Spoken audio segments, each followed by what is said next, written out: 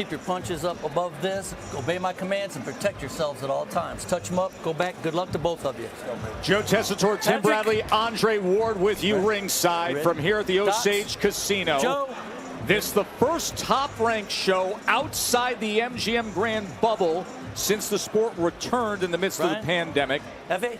Good crowd being allowed in, mask mandated, and it's nice to be in front of a live crowd again with heavyweights in the ring. Round number 1 between Howard and Ajagba. Tim, you did not like the way F.A. Ajagba looked in his last fight, September of this past year in Vegas, when he won a 10-round unanimous decision against Jonathan Rice.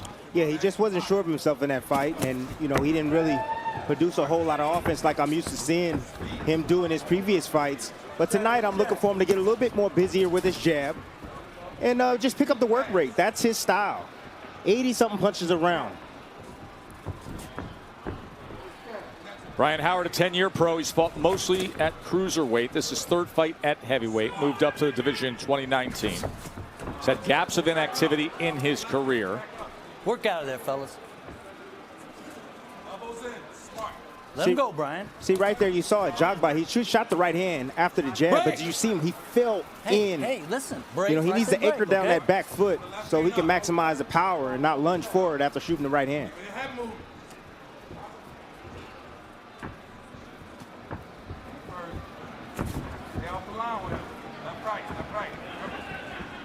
Your team Ajagba is just trying to loosen up Watch the back of his head, F.A. their fighter and let him know that the power is there. That's one of the hardest things to convince a power puncher of, is that the power is not going anywhere. You can supple your upper body. You can loosen things up and set the power up. Believe it'll be there, just don't telegraph it. That's what the team is working on. Dre, you mentioned the team. He was with Ronnie Shields for the first 13 fights of his career. This now his 2nd fight with Kay Karoma. Signed with Top Rank in August, and he's managed by the veteran Jay Prince. And interestingly, he's gotten quality sparring with another top heavyweight prospect, the guy who many think may be the next great American heavyweight, and that's 21-year-old Jared Anderson down there in Houston, who just won his 9th fight, 9-0 with 9 knockouts. About an hour ago, there's a right hand from F.A. Right hand backs up Howard. Watch the back of his head, F.A. Stop! Step back. Let him go, Brian. All right. See, that right hand was nice. It was set up by the jab, a blinding jab. He left it out there just a second. It came behind with the right hand just like that. Comes with another right hand. But the only problem after that, he falls in and he allows Howard to tie him up.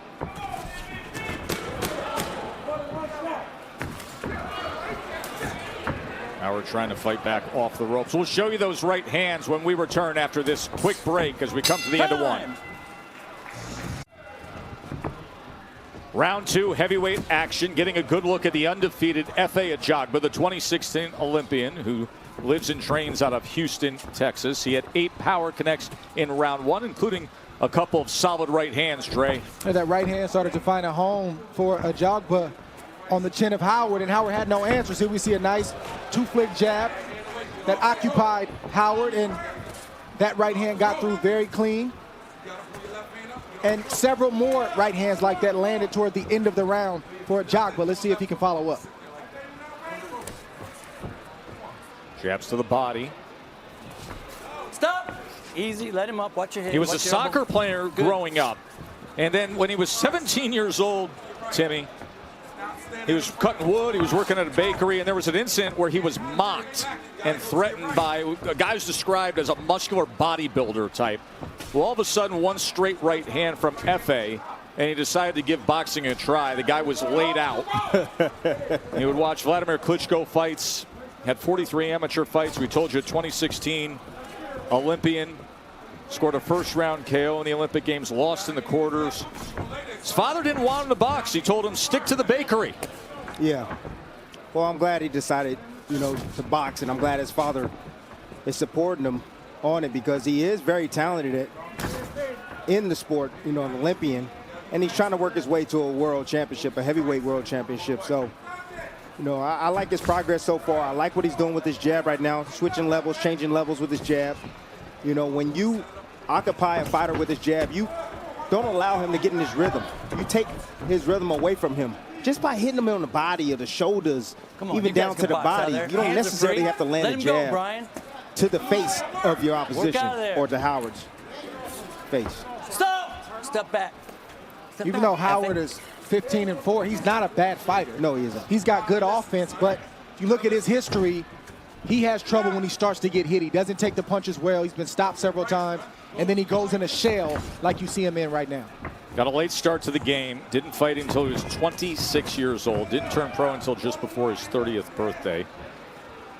And we want to send along our condolences to the entire Howard family as he just buried his mom 4 days ago. It has been very hard for him to keep his emotions in check during this week of preparing for a fight.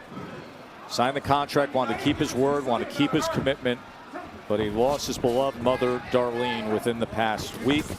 Keep him up. Services were earlier this week back home, his original home of Florida. He's been living and training in Philadelphia.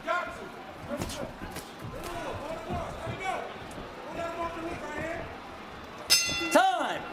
Good job, both of you.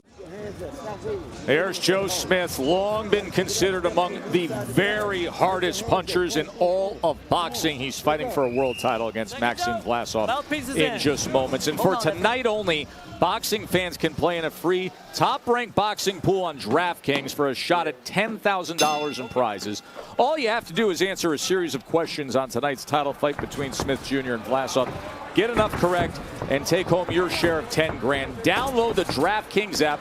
Sign up with the promo code TOPRANK.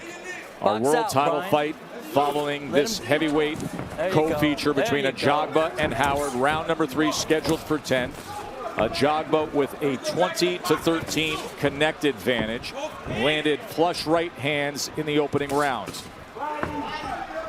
Brian Howard has a real opportunity to land a big right hand on Ajagba, but again, when Ajagba starts to step up his offense, Howard allows him to take the playback and he goes in a shell. He's got to believe in himself because these opportunities don't come around very often.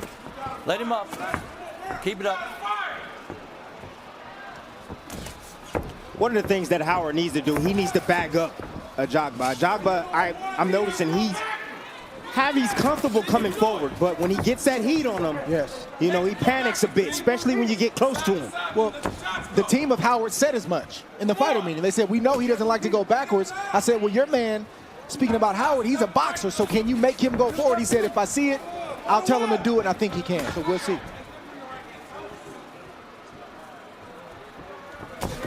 Don't think that's in Howard's temperament. Oh! Are you kidding me? That's it. Thunder strikes, and it comes from F.A. Ajagba. Absolutely devastating knockout, one-punch power. Shall we help him out? Oh, no. Leave him alone? Okay. Can his corner? Can some of those guys come in or not yet? Okay, you got him? Brian Howard needs to be laying on his back. Yeah. That is an awkward position that he landed in.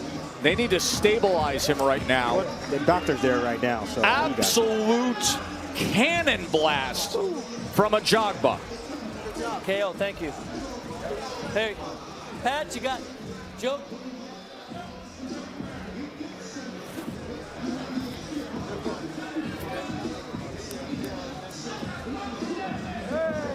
You can see that Howard is alert, and that's a good sign. That is a good sign as he is able to get to his feet. F.A. Ajagba, who has dynamic power, just showed it off. Back from surgery in January where they fixed torn tendon in his elbow. And he just unloaded. The sound of it alone. But Dre, take us through the replay of this dynamic knockout. Ajagba was landing that right hand. He just didn't land it in the right spot. And we see Howard standing in place. Ajagba got a full steam, a full step to get the power and the leverage that he needed. And the punch lands right on the ear of Howard. And it turned his lights out. And it sounded like a gunshot. That's what it sounded like ringside. Look how his body twisted up and his legs and everything, and now his head that's natural power. And it's hard to get a fighter like this to not live and die by that, to learn how to do other things. The team is working on it. If they can get Ajagba focused where he's not just living and dying by the power, he's going to be a very, very dangerous man to beat. Tim, did you see the legs? I did see the legs, but at the same time, let's listen to this next one in real sound. Down! That's it. That's it. Done. My goodness. You can hear Tony Krebs saying, that's it, and calling for the doctor literally a half a second after impact. We are sitting here ringside.